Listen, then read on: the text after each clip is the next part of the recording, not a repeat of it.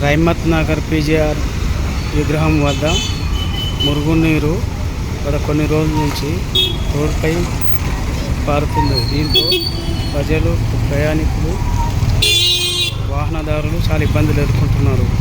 స్థానికంగా ఉండే కార్పొరేటర్ మరియు దీన్ని పట్టించుకోవాలని కాలనీవాసులు కోరుకుంటున్నారు.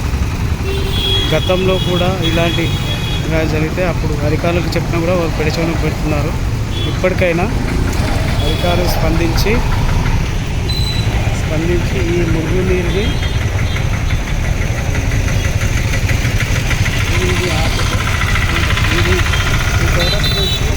ఇక్కడి వరకు కూడా ఈ మురుగునీరు రోడ్డుపై వెళ్ళడం వల్ల బాటసారులకు నడిచేందుకు మరి నానా ఇబ్బందులు పడుతున్నారు. ఇప్పటికైనా అధికారులు స్పందించి మురుగునీటిని కాలువల నుంచి